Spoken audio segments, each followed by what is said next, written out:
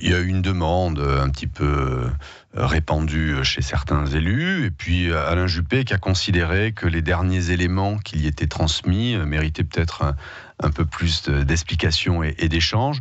On n'est pas à 15 jours près dans ce dossier, et tout ça se fait en accord avec ceux qui cèdent le club, M6, et le futur propriétaire. Voilà, ça laisse quelques jours pour plus d'échanges, et puis un contact direct avec le futur repreneur et celles et ceux qui vont voter la délibération. Ça veut dire qu'il manque des informations importantes aujourd'hui ?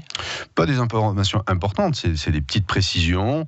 Vous savez, la difficulté dans ce dossier, c'est que les régimes juridiques, financiers ne sont pas les mêmes aux États-Unis qu'en Europe.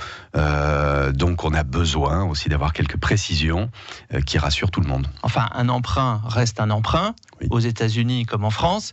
Alain Juppé, qui se félicitait de voir la dette de 60 millions d'euros des Girondins de Bordeaux effacée par les Américains, vient de se rendre compte que finalement les 80 millions d'euros qui seront investis par les Américains le seront faits par de l'emprunt, et donc que les Girondins devront rembourser.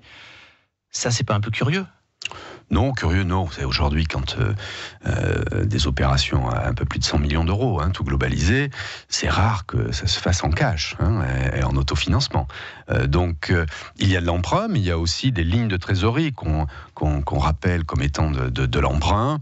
Bon, moi, c'est pas ça qui me trouble, mais il faut nous préciser les choses et quels sont les engagements entre Dynami, la holding des Girondins et les différents actionnaires, parce qu'il y a aussi un système d'achat d'actions et de lignes de trésorerie entre King Street, GACP, voilà, tout ça demande un petit peu plus de précision, et une fois que tout ça sera fait, on pourra voter sereinement la délibération.